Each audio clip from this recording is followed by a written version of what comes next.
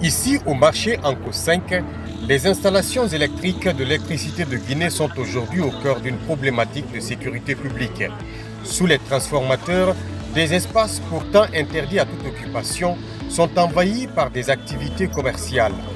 Cette installation que vous voyez autour du marché, c'est une installation qui est vraiment entourée par des pauvres populations qu'on ne peut même pas accéder pour faire le dépannage sur ces transformateurs. Nous ferons tous les moyens possibles en tant que le premier responsable du quartier pour qu'on puisse libérer l'entourage de ces transformateurs.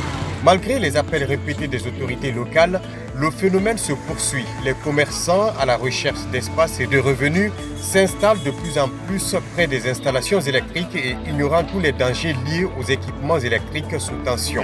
On va tous les sensibiliser, leur dire de quitter. Nul n'est au-dessus de la loi. Nous sommes tous des Guinéens, on fait pour protéger les citoyens guinéens. Donc tout ce qui est de la protection de la population, nous sommes devant, nous ne sommes pas derrière pour ça. C'est pourquoi ce matin, étant le premier responsable du marché, et étant le premier responsable aussi du quartier, elles vont nous écouter, elles savent qu'elles sont vraiment sous le danger. Il faut éviter le danger. Parce que quand ça va péter, et elles et nous, nous allons tous en partir. Il faut éviter cela. Mais au-delà de la contrainte économique, le risque est immense.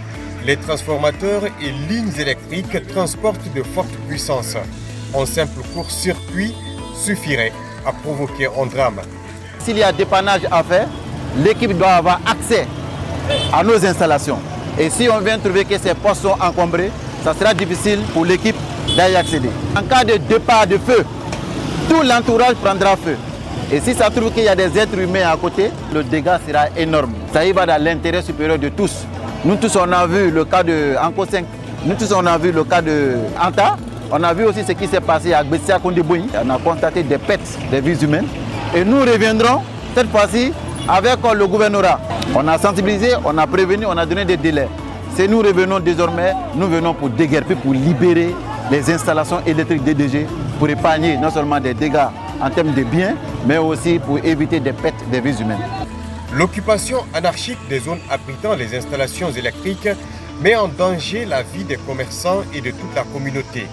EDG appelle à la responsabilité de chacun pour libérer ces espaces réservés exclusivement aux agents habilités et ainsi garantir la sécurité de tous.